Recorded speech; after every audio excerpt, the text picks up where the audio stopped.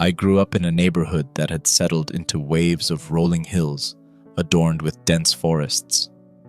If you worked your way through a particular grove of trees, you would come upon our secret place, a clearing ending at the lip of a steep cliff that watched over a lush expanse of immaculate countryside, stretching from our modest town all the way to the distant horizon.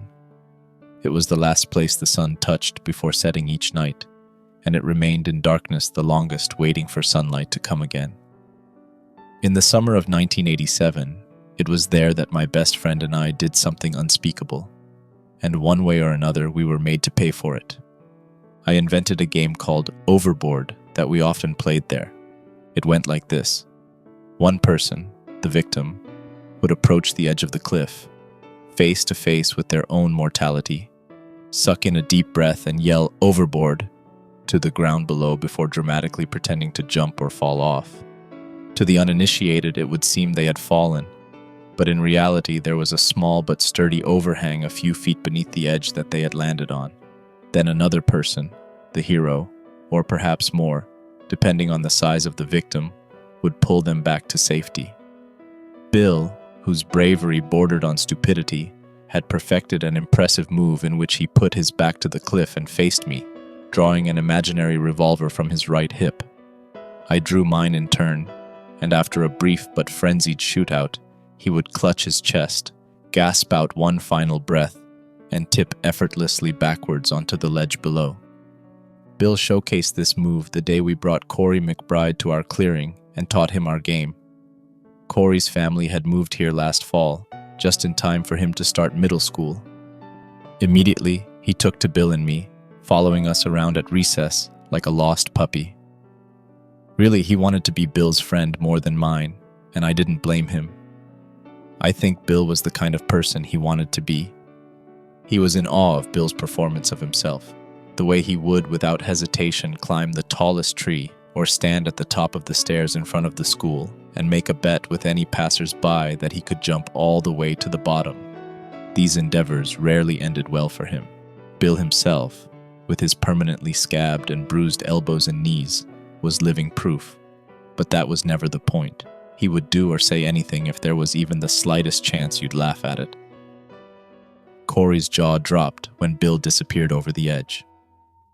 Bill crouched on the ledge silently for a long time just to mess with Corey, who had never seen such a thing before. I caught a flicker of terror in Corey's eyes, and I think for a moment he truly believed Bill was dead, and he was next. Though I couldn't see him, I knew Bill was grinning like an idiot, hands clamped over his mouth to shield his hushed laughter. I knew he was reveling in the thrill of his trick, of knowing without even having to look that Corey had fallen for it. Playing right into Bill's hands, Corey took a few cautious steps toward the edge, peering over it in search of Bill. As soon as he got close enough, Bill's fingertips breached the surface, grabbing Corey's ankle. Startled, he let out a high-pitched yelp and jumped back. Once I had stopped laughing, I went to retrieve Bill. There was a disturbing realization I had when pulling him up. I could let go. I could drop him, and he would fall. Even worse, there was a small voice inside me that wanted to. I never wanted to hurt him. There was just some part of my brain that wanted to see what would happen, see if I would really do it. And I imagined I did. In my mind's eye, I let go of him, and he dropped. I watched until he vanished. I stood on the ledge in profound horror of what I had done. There could be no undoing it. It was then I first understood that some decisions have tangible consequences and that I could be the cause of them. After he was safely pulled up, I stepped back, feeling so guilty about what I had imagined doing that I would not allow myself to look over the cliff at the ground below. Bill bounded toward Corey, howling with laughter. "You should have seen your face." He put on an expression of mock terror, shrieking like the victim in a slasher movie. Corey laughed along with him, though he raised a hand to cover his reddening cheeks, self-conscious of how they revealed his embarrassment. But he perked up when Bill clapped him on the shoulder and pointed him to the edge. "Now you." This would be his chance to prove himself. Corey stepped up to take his turn, tentatively peering over the edge, evaluating the narrow margin between safety on the overhang and certain death mere inches beyond it. In a shy voice, he let out a timid overboard, and not so much jumped as gently lowered himself onto the ledge. Satisfied with his landing, he fell into bouts of nervous laughter for a few moments until his fear returned and he wanted to be pulled up. Corey was the smallest boy in our class, and even on his tiptoes, his outstretched hands were a good 6 inches below the edge of the cliff. He was completely dependent on us for survival. Sensing this, Bill and I hung our heads over the edge and told him that we would not pull him up. We laughed and exchanged glances with each other the way children do when they first begin to experiment in small acts of cruelty. Of course, we were going to pull him up eventually, but there was some primal instinct that compelled us to see how long we could keep up the joke. He begged us to help him, reaching his hands toward us with desperate fervor. Bill turned to me. "What do you think? Should we let him up?" That's a tough one." I scratched my head and knitted my eyebrows together, pretending to be deep in thought. "I don't think so." From his perch on the ledge, Corey's eyes widened. I don't think he knew if I was kidding or not. This thrilled me. "Ouch, that's harsh," he winked.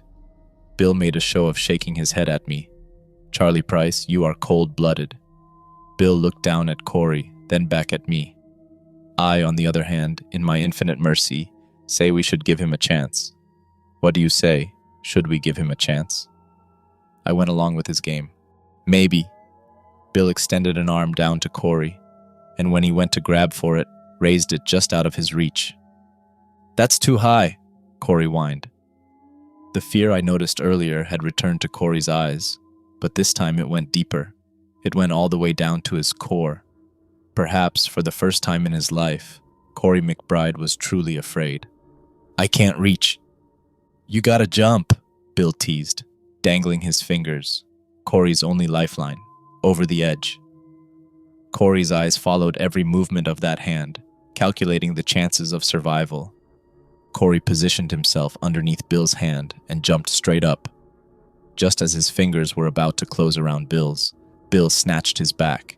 He extended it again, taunting Corey with each failed attempt. Corey began scrambling around in search of an escape, like an animal pacing in its cage. From the edge of the overhang, he charged forward and jumped up. He almost made it. He managed to grab hold of some grass and dirt, but they came loose, and Corey lost his grip. I saw the unfolding terror in his eyes as he flailed about in search of something to hold on to. The most horrifying thing I ever heard was the raw, violent sound he let out as he fell. It was nothing like his scream when Bill scared him. This was real. What echoed off the cliffside and rang in my ears was the sound of unadulterated horror. Moments later came the snapping of branches, and finally the dull thud of Corey's body on the rocks below. Bill and I stared over the edge in stunned silence, afraid to even breathe. We exchanged a glance, each of us looking for confirmation from the other that what we saw had really happened. We waited and listened, prayed for any signs of life below. All was still. Bill was the first to break the silence, leaping to his feet and raving about how we needed to come up with a plan. I said we should tell our parents. "Are you kidding?" Bill said. "I got grounded for a month for failing a math test. If my parents find out, they'll kill me. What if we called the police but don't tell them our names so they can't figure out it was us?" "They can trace calls," he scoffed. "And you were the one who said you wouldn't pull him up, so you'll go to jail." "But," Bill cut me off, "this is murder. They'll give you the death penalty." He was right, I realized. I killed Corey McBride. We did. "You killed him too, you know. We both killed him. We'll both go to jail. Double murder." Bill seemed to agree. "Give me a minute." He paced around the clearing, deep in thought. I sat down in the grass, soaking up the last of the afternoon sun. I would not take my eyes off the edge of the cliff, hoping that Corey would climb back up. Bill came up with a plan he assured me was foolproof. We wouldn't say anything. When Corey's parents came looking for him, we would say that we had been playing in the woods on the other side of town, and that he had gone home an hour before we did. We swore to each other on our own graves that we would never tell a soul what we did to Corey McBride. It was easy to make that promise then, but it was a lot harder to keep the next morning, when Corey's tear-stricken mother turned up on my doorstep, asking if I knew what happened to her son. I stuck to the plan out of fear I would be punished, but I wanted so badly to tell her the truth, if only to clear my conscience. "I have no idea where he is," I told her, keeping my eyes down in the hopes she would not see my obvious guilt. "He told me he was going to play with you and Bill," she begged. "Please, you have to know something." "He left an hour before we did. He said he was going home." "How could he have gotten lost when you were playing so close?" She pointed toward the woods, and my blood ran cold. "We weren't over there, we were on the other side of town." How did she know where we were? Corey's deafening scream replayed in my mind. What if she heard the whole thing? "Don't you dare lie to me," her voice hitched, coming out in high-pitched bursts. "Corey told me you guys were playing over there. He's a good boy. He wouldn't lie to me." I wished Bill were here with me. He wouldn't even have to think to come up with a response that would exonerate us and get her off our trail. My words faltered. "Well, we were over there, but then we decided to go down to the creek, so we went over to the woods on the east side." She thought for a moment, analyzing my words. I hoped with everything I had that she believed me. "Okay," she quietly nodded, wiping stray tears from her eyes. "Okay." There was a town-wide search for the next 3 weeks that scoured those woods, the wrong woods, for any sign of Corey. Part of me hoped they would find him, until I realized that if Corey was still alive, he would tell everyone what Bill and I had done. It was better he was dead, I told myself. Better him than me. I was conscripted into the search by my mother, who woke me up early one morning to tell me we were going to go look for that missing boy. "Corey, is that what you said his name was?" I nodded. "You two were friends, right?" "He was in my class." Satisfied with my answers, we ate a quick breakfast and headed outside to join a few of our neighbors who would be searching with us. I wondered why we would be meeting so close to our house when the search parties were under the impression Corey was lost on the other side of town. I shook this thought off, though, chalking it up to just another item in the long list of things adults did that made no sense to me. The group I was part of was headed by a police officer. I saw that Bill and his parents were there too. I was glad. It would be easier to keep our story straight if we were both together. It was hard to pretend I didn't know what happened. I couldn't stop my eyes from wandering to the path that led to the cliff. Even though I never said anything and nobody ever asked me, it felt like a lie to not tell them I knew exactly where Corey was. My heart stopped when the officer began leading us into the woods. The right woods. I was terrified. Did they know Bill and I were lying? Were they going to lead us right to the body so they could arrest us? Bill felt it too. He rushed over to the officer and got his attention. "We weren't playing over there," he protested, pointing in the opposite direction. "We were on the east side." The officer nodded. "I know, son, but we haven't found anything over there. We just want to be absolutely sure. We've looked everywhere." We started down a path I'd never used before. I sensed from the decline of the terrain we were headed for the base of the cliff. It wasn't the heat that made me sweat as we got closer and closer to the bottom. Everyone took their time searching when the ground leveled off. The woods weren't as dense here, but there were still lots of places a small boy like Corey could fit. I played my part, turning over logs and checking behind every tree, intermittently calling his name just like everyone else. My worst fears were about to come true as the group began moving closer to the cliff. I looked for Bill, hoping he would know what to do, but he had disappeared. I looked around, but he was nowhere to be found. I was on my own this time. Maybe I could trip to stall for time. I could pretend to sprain my ankle, then they might call the whole thing off for today. While I was searching for the perfect rock to trip over, Bill's voice cut through the trees. "Over here!" he yelled. I still couldn't see him, but his voice came from far enough behind us that it might keep everyone away from the cliff for a while. The police officer started toward the sound of his voice, and the group followed with him. The sound of twigs snapping grew louder, and then I saw Bill running between the trees, carrying something in his hands. Winded, he bent over, hands on his knees to catch his breath. Immediately I noticed something was different. His plaid shirt was now buttoned up. Then I saw what he was holding. "This is Corey's shirt." He handed the officer a torn piece of muddy fabric, the mutilated remnants of the white t-shirt Bill had been wearing minutes before.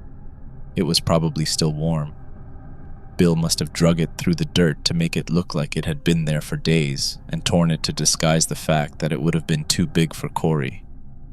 The officer held it out for me to corroborate the story. Bill shot me a glare that warned me to go along with it. I inspected it for a moment. Yeah, that's what he was wearing. I sighed with relief when the officer instructed Bill to show him where he found the shirt. Bill led the group far away from the cliff. I was impressed with his quick thinking and grateful we didn't have to rely on my plan. I don't know how Bill came up with these ideas. Not only did he put good distance between us and Corey's body, he even broke some low-hanging branches and draped stray pieces of the shirt over them, creating the illusion of Corey's path, conveniently leading in the opposite direction of where he actually was. The search drug on for weeks, but I knew it was pointless. I was certain Corey was dead just a few days after it happened, when I saw him standing in the middle of the street outside my house. At first, I thought that maybe he had come back, until I watched a car drive right through him, and he was still standing after it passed. Cautiously, I stepped outside and approached him. "Corey?" I whispered, looking around to make sure no one was outside to see me talking to a dead boy. He didn't answer, but he looked at me as if he'd heard. He looked so real, not like the ghosts from the old movies my older brother and I often watched after our parents went to bed. The ghosts who were deathly pale, almost transparent, who moaned and cried and rattled chains. Corey looked just as he always had. I reached out my hand toward him. I had to see if he was solid, but just before my fingertips could brush his shoulder, he turned and sprinted away.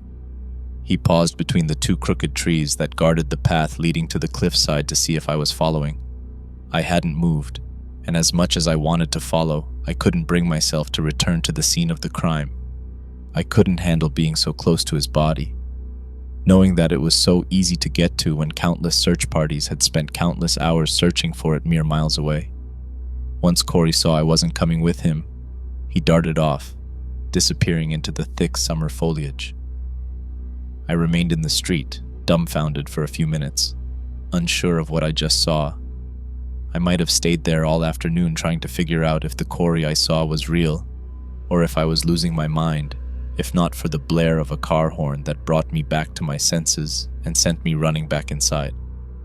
Though he avoided my waking life, I was not free of Corey. Every night since, he infected all my dreams like a cancer, a manifestation of the darkness that had been growing inside me since that day who had come to build my personal hell. Not even in my dreams would little dead Corey McBride speak to me, but I knew what he wanted to say. "You'll rot in hell for this," he must have been thinking. "If I was real, I'd kill you the way you killed me." Every night he would break before my eyes, the way I know his body did when it landed on the rocks that day, his bones snapping and coming back together crooked to form limbs like knotted ropes. He'd slither up my bed until he was nose to nose with me, and I would beg him for forgiveness. "I'm so sorry, I didn't mean to. I was going to pull you up, I swear." The anger burning behind his eyes told me, "Not good enough." "I didn't know. We were just having fun. I didn't think you'd fall." At this, he would peel himself off me and begin to pace around my room, the hollow thumping of his broken legs' uneven stride, a metronome counting the frantic pounding of my heart. The most disturbing part of these dreams happened just before I would wake up. Corey would stop next to my bed and reach for my arm. Though I tried to pull it away from him, I could not free myself from his grasp. His icy fingers held my arm in place. I felt the sting of his jagged fingernail dragging across my forearm, slicing 5 bloody lines into my skin. There was desperation in his eyes, as if he expected me to understand the meaning behind them. I knew he was trying to send me a message, but I couldn't for the life of me figure out what it was. I would always wake up cold the next morning, and with a sense that I was one day closer to some sort of cosmic retribution for what I had done. When the scales were tipped, the universe had ways of righting itself, and I figured I must have been pretty high on the list. The search for Corey simmered over the coming months as he remained missing. I think it was too sad for everyone to continue looking when they always came up empty-handed. Come November, they had given up the search entirely and resigned themselves to assume the worst. His family held a memorial service at their church. Bill and I exchanged knowing glances but would not allow ourselves near each other, unconsciously reaffirming our pact. At the altar, Corey's mother wept over the small casket that would be buried empty, christening his afterlife with her tears. The box was disturbingly small, and the sight of it steered my mind to disturbing things, like how do they fit someone in there? And is it possible for a child so small to die? And when I go, will it be in a box like that? I realized in that moment why Corey still tormented me. All the sadness and uncertainty left behind after his death had made him restless, and because he couldn't sleep, he came to haunt me. I didn't cry at the memorial. I think my parents wanted me to because they kept assuring me that it was okay, it was natural, if I did. I refused to allow myself to cry because if I did, it would mean I was guilty. I never cried over Corey McBride because I thought that if I didn't, then maybe it didn't really happen. Instead, I mourned him vicariously through the guilt of what I had done and the fear that forced me to bury it. The town moved on, fading Corey McBride into a distant but tragic memory, another of the thousands of missing children who are never found. Our secret was safe, it seemed, but the weight of what we had done strained our friendship. No matter what we did, Corey was the only thing on our minds. I didn't want to talk about it at all, but for the first few weeks, all Bill did was talk about it. Perhaps this was his attempt to alleviate his own guilt. He spoke of Corey as an old legend handed down through generations, and told the story as an outsider. Bill talked about him so much that eventually it sounded like something that hadn't happened to him, but something he had heard about. Bill could share the story between us like a piece of gossip he'd picked up on the playground. On several occasions, he drove me to ugly fits of rage, until one day I told him that, if he ever said the name Corey McBride to me again, he would be picking up his teeth. That was the last he spoke of that summer for a long time. Bill and I grew apart over the next several years. Despite our best efforts, it became too painful for the two of us to be near each other. It would be many years before we had a proper reunion, if you could call it that. I'd come home after college, and just days later, I was invited to Bill's funeral. From what I'd heard, he shot himself. Even though I hadn't spoken to him in years, I was absolutely devastated. Since we met in kindergarten, I'd considered him my best friend. He had an aura about him I gravitated towards. He was always the center of attention, but not in an arrogant way. He was just always doing something worth looking at. I couldn't help but wonder why he did it. Did it have anything to do with Corey McBride? The whole ordeal changed him. Though he rarely showed it, I could see his guilt had wounded him. I felt horrible thinking that, because that would mean that I was responsible for not one death, but two. Only once did he ever bring up Corey McBride to me after that summer. Back in high school, he cornered me at lunch and said he absolutely had to speak to me. He pulled me into the empty men's room outside the cafeteria and locked the door. His eyes were wild, his entire body jolted with nervous energy. "He's not there." "What? Who's not where?" Even though there was no one around to overhear, Bill dropped his voice. "Corey's not there, he's gone." "What the fuck are you talking about?" I shivered at the mere mention of him. His name was like a curse, an ancient incantation that, when spoken, brought about unspeakable evil. "Look, I've been having these dreams." Bill pushed his hair out of his eyes and sucked in a deep breath. "It's the same one every time. I'm in the woods where we used to play, but this time I'm at the bottom of the cliff. It's dark, and I feel like something's watching me. It doesn't matter which way I try to go, because every time I turn, I'm still facing the cliff. So I walk forwards, and right when the trees are about to part, and I'm sure I'm gonna see his body, I wake up." "And you're alone in the dream?" I asked, thinking of my own, wondering if Bill sees Corey too. I considered asking him, but thought better of it. One of us going crazy was enough. "Yeah, but that's not the point." He brushed off my question. "Yesterday I went back. I had to know. And when I got down to the base of the cliff, there was nothing there. I looked everywhere too. His hand drew a map in the air between us, weaving between the trees until it came to a sharp halt. There's a bunch of trees all around it, but then there's a clearing at the bottom. There's nowhere he could have hidden. So, I sounded calm, but inside I felt as shaken as Bill looked. How could he not be there? Maybe Bill just didn't look hard enough. Maybe he missed a spot. Maybe he's decomposed by now. I tried to comfort myself, but I knew that wasn't true. So, he was fuming. So where's the goddamn body, Charlie? I don't know, I shrugged. I was growing irritated. Why couldn't he just let it go? Keep it to himself like I had? I snapped at him. He's been out there for years. There's coyotes all over those woods. Maybe one ate him. Bill shook his head. Where do you think he went then, huh? I raised my voice, not caring who might hear. I was furious at him for bringing back all those memories. I just wanted to forget about what happened. I wanted to move on. He must have fell 100 feet. You just don't get up and walk away from that. Bill had begun to cry, burying his face in his hands. I caught sight of the scene in the mirror, Bill's shoulders heaving between sobs and myself. So mad my whole face had gone red standing over him. I took a deep breath, collecting myself. Softening my tone and forcing away my angry glare, I pulled him into a hug. When I let go, I kept a firm hand on his shoulder and locked eyes with him. He's dead, Bill. Corey McBride is dead. No, he kept shaking his head. No, he's still alive. He's out there, and one day he'll come looking for us. He's gonna kill us. I just know it. That sounds insane, I told him. Not really. He had stopped crying, but hadn't wiped away the tears streaking his face. I mean, wouldn't you? If all this happened to you, wouldn't you want revenge? I would, and I knew that the Corey in my dreams wanted something too. Doesn't matter what he wants. He's dead. He can't do anything about it. Bill opened his mouth to protest, but I cut him off. I've got class, I said, unlocking the door. I slung my backpack over my shoulder and left him there. I didn't look back. This memory haunted me at the funeral. It pounded against the inside of my skull as I approached Bill's coffin to pay my respects. I couldn't believe this was happening. I rested my hand on the polished lid. It was closed.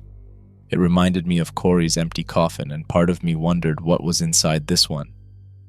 He's not there, repeated over and over again, and the image of Corey falling played against the back of my eyelids. We killed a little boy. He just wanted to be our friend, and we left him alone to rot. All these years, we never told anyone. His poor parents never found out. I imagined them up late worrying over him. That small flicker of panic and hope every time the phone rang, and the disappointment when the voice on the other end still didn't know what happened to Corey. I wondered if they left their porch lights on all night, hoping that one day their son would see them and come home.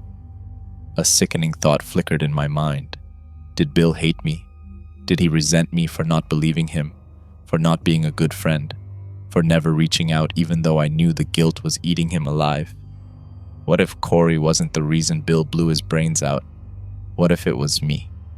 I was numb driving home after Bill's funeral. The streets of my childhood I'd traveled 100 times felt foreign. I felt like a stranger trespassing in someone else's life. Nothing was real until I caught sight of those woods. I stopped my car in the middle of the street in front of the house I grew up in, shaken by the sight of the two crooked trees marking the entrance to the path leading to the cliffside. The guilt that I had been nursing since that summer exploded out of me in tongues of wicked fire.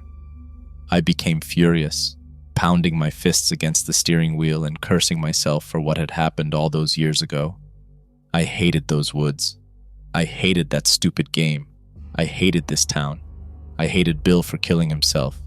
I hated Corey for falling, and I hated myself because it was all my fault. There will come a day when I must reconcile what I've done with whoever's out there keeping score, and I'm not ready. I doubt I'll ever be. How can I look anyone or anything in the eye and say what I did to little Corey McBride that summer afternoon? Who will ever forgive me? Can I forgive myself? Should I even beg for mercy? When I raised my head and looked out the windshield, I saw Corey McBride standing in the street the way he had when I was a kid. I was shocked to see him in the daytime and to see how small he really was. He was still a child, I had grown up, and he should have too. I stepped out of the car and approached him. I got down on my knees, eye level with him, and begged, "What do you want from me?" Just like he had all those years ago, he made for the woods. This time, I followed. He brought me to the edge of the cliff, as I had suspected he would. My whole body shook as the memories of my childhood flooded back to me. They were so real it felt like I relived each one as it flashed through my mind. "I'm sorry," I said to the evening sun as it watched over my misery. "I'm sorry," I said to ground far below. "I'm sorry," I said to Corey, who was down there somewhere. Corey beckoned me to a concealed path I had never seen before. I followed him down it for what felt like an eternity. I soon realized it led down to the base of the cliff. I resented him for what he was going to make me see, but followed anyway because I felt I owed him as much. I wondered what it was like when Bill took this journey and if I would also be led to nothing. When we reached the base of the cliff, I looked around. There was nothing there. Craning my neck upwards, I saw the place he'd fallen from, but there was no trace of him beneath it. Where could he have gone? I searched the entire clearing and still did not find him. Was Bill right? He had to have landed here, but there was nothing save for a collection of rocks and trees. I knew I would have to go back soon. It was getting dark. Moments before I turned to leave, I saw him. Corey stood beside a small opening at the base of the cliff. What I found inside surpassed all of my worst fears. At my feet laid what remained of Corey McBride. The skeleton was curled into the fetal position, cradling two badly broken legs. Next to his head lay 5 jagged tally marks carved into the dirt. He had miraculously survived the fall and drug himself into this hole where he was never found, because we told our parents we were playing in the woods on the other side of the neighborhood. 5 days he laid here, cold, alone, and afraid, waiting to be saved. And he would have been had Bill and I not led the search party in the wrong direction. 5 days he had suffered because of me. Corey looked up at me, as if to ask, "Now do you finally understand what you've done?" I did, and I wept.